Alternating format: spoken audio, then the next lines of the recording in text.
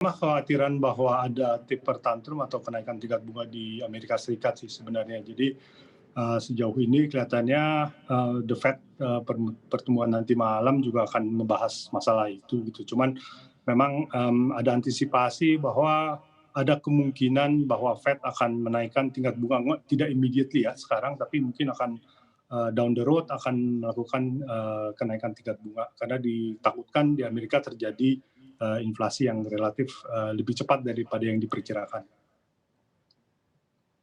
Baik, lalu kalau, melihat kondisi seperti ini, prediksi Anda ini apa yang bisa membuat pasar bisa bergeliat kembali?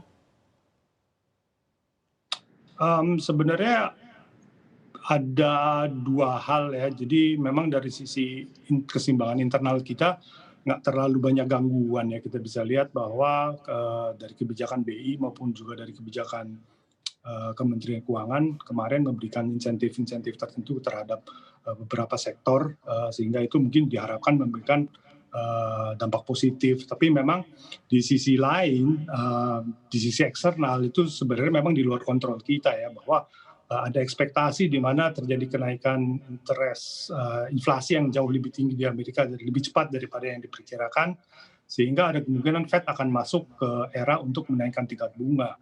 Otomatis kalau tingkat bunga Fed dinaikkan, mungkin akan memicu adanya reversal capital outflow dari emerging market termasuk Indonesia. Makanya kita bisa lihat secara terbatas terjadi tekanan terhadap baik yield bonds yang 10 tahun maupun terhadap rupiah. Cuman saya pikir itu juga bukan hanya kita yang dialami ya. Jadi memang kita secara government dan pelaku ekonomi harus menjaga keseimbangan di dalam negeri sih sebenarnya, supaya tidak berimbas lebih jauh.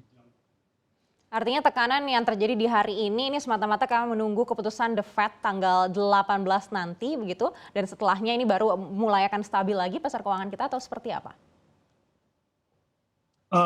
Harusnya begitu ya. Jadi memang sejauh ini kan yang juga jadi sedikit masalah The Fed adalah bahwa Fed itu mengekspektasikan pertumbuhan ekonomi di sekitar 4 sampai 4,2 ya kalau nggak salah. Padahal beberapa sekuritas besar di Amerika seperti Goldman atau misalnya Bank of America, mereka melihat pertumbuhan ekonomi Amerika itu bisa di sekitar 6,5 untuk Bank of America dan bahkan 8% untuk Goldman. Dengan angka-angka seperti itu, jadi kelihatannya si The Fed tuh kok kelihatannya agak lebih tertinggal ya di dalam ekspektasi terhadap pertumbuhan perekonomian, sehingga ditakutkan akan muncul tekanan terhadap inflasi, sehingga memang The Fed mungkin dalam 2-3 kuartal ke depan harus mengadjust polisinya, apakah tetap mau melakukan loose ekonomi, loose interest rate, atau mau di tightening nih. Jadi so far mungkin The Fed akan tetap melihat secara data yang masuk ya, mereka mungkin akan melihat data tersebut sebelum melakukan perubahan polisi.